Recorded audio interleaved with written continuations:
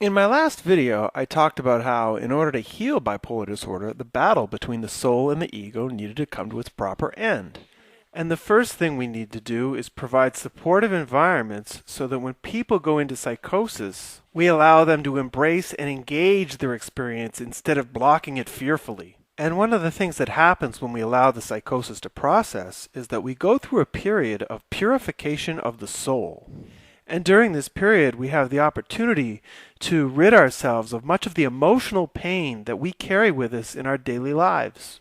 So in this video, I want to provide a type of inventory of all of the different experiences that can happen to you within psychosis that allow this soul purification to take place.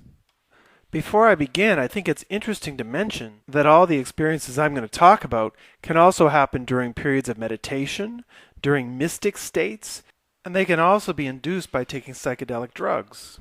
And the reason for that is that certain meditations, mystic practices, and drugs can lead to a collapse of the ego, which I've already explained in my video, The Real Cause of Bipolar Disorder. Very often, one of the first things to happen when people enter into a psychosis is that they have a release of their biological repressions. And with that, sexual repression is usually at the top of the list.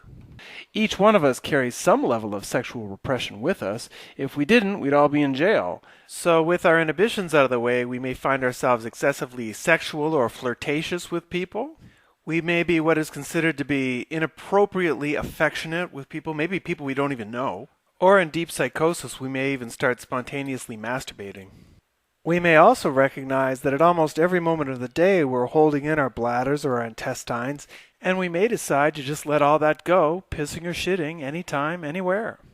Another thing that can happen, especially because your senses have come alive, is that we may have a particular fascination with these materials as well. Even in my own situation, I felt the need to pee on the carpet of a hotel ballroom and then lay right down in the urine afterwards. And probably one of the most common symptoms of manic episodes is our loss of shame. We just immediately feel the desire to get naked and do everything we can without our clothes on.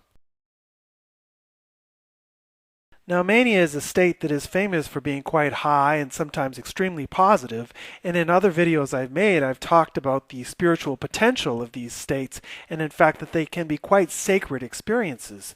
But what happens usually is as the mania continues and you get through the oneness and connection to everything, what usually follows are regressions into experiences in your life which were emotionally painful for you, things that you probably still haven't gotten over yet, at least on an emotional level. And as a support person, being there next to somebody who is re-experiencing a trauma from their life can be very strange. Because while some people in psychosis may simply remember the experiences, others relive it. And so what will happen is when the person regresses into a painful trauma from their childhood, when you look at their face, you will see child's eyes and they may talk to you in the child's voice. And this occurs because the consciousness of the person is in another time and in another place. Now, it should be no surprise that many of these traumatic experiences revolve around physical abuse, verbal abuse, and sex abuse, especially among the most acute cases. And back in the 1960s, Dr. R.D. Laing was really the first psychiatrist to highlight the role of the dysfunctional family among people with mental disorders. In fact, one study I've come across recently showed that people suffering from schizophrenia were more than twice as likely to have divorced parents. So while trauma experienced in childhood plays a critical role in many mental disorders, trauma during adulthood can also play a role as well. And I'm not only talking about emotional issues, but physical accidents can also be a big part of the trauma which we need to heal. Death of a parent, child, or spouse is also enough to trigger a manic episode, especially among women. But in truth, the traumas which can heal during psychosis really come from any repressed memory or emotion that was too painful for us to deal with at the time that it happened. The fact that life traumas play a huge role in mental disorders should hardly be surprising. However, what will be surprising is that many people regress into the trauma they experienced at the time of their birth. In The Holotropic Mind, Stan Grof discusses in detail the different stages of our birth process and how the traumas from each stage of birth can have implications for the rest of our lives. For example, in his clinical experience, Groff has found that there is a very strong connection between the sensation of having your life being controlled by other people and being a cesarean baby. Other birth traumas which can be relived during psychosis are the use of forceps on your skull when you were a baby, the sensation that you were an unwanted pregnancy by your mother, the various sensations and emotions connected to a long and difficult delivery, like the feeling that you're being strangled or suffocated. These can be experienced as well. And even the use of alcohol, drugs, or smoking during pregnancy is something that you may regress into in order to heal. Now, the next set of regressions I'm going to talk about completely defy the mechanics of mainstream science and are completely rejected by psychiatry and mainstream psychology today. According to Groff, Perry, and many of the people who write me on my YouTube channel, there is a return to biological and organic origins that many people seem to go through as well, myself included. It's not uncommon for people to feel strong connections with their ancestors or other tribal peoples as they regress. They may have the sensation that they've experienced a past life or that they lived in another time or another place. It's very common for people to take on lower life forms, particularly animal personalities, especially apes. And in one particular case, a guy wrote me and he just told me he had the need to go down in his basement and just move around like a lizard. There can also be the sensation of having strong connections with plants or even all of life in all of creation. And along with the more earthly or planetary regressions to our origins, we also have regressions to our cosmic origins as well. People have the sensation that they've gone back to the beginning of time and space with the Big Bang. Or like I did, that they're somehow traveling through the cosmos. Other people just have this grander connection of cosmic consciousness. And then on the other end, we have people who seem to have the sensation that they're being encountered or even possessed by aliens, which isn't always a pleasant experience. Perhaps the most spiritual aspect of an acute psychosis is the actual encounter of spirits themselves.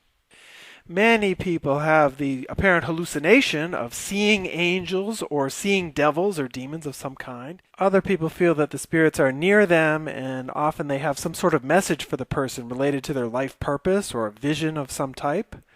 Others feel that they're actually channeling spirits when they're in a state. And then finally, and we've seen this a few times, people have the feeling, particularly that the devil is inside them and trying to get out. To the outsider, watching someone in psychosis working with a support person, it could seem like the whole process is a whole lot more like an exorcism than it is like therapy. Now, along with releasing the repressions and traumas that we've already talked about, there's also the release of the physical energy that's associated with these traumas. And these energies are released by simply allowing the person in psychosis to do what they intuitively want to do, provided that they're not hurting themselves or other people. And as most episodes start with people in a high energy level, they may want to do some physical exercise or get them running, something like that. But then there's other deeper energies, things like physical tremors or vibrations that are just happening within the body itself. And these tremors and vibrations can be accompanied by cathartic screaming or singing or even vocalizing of particular sounds that for some reason you just feel motivated to make. You just want to make that noise.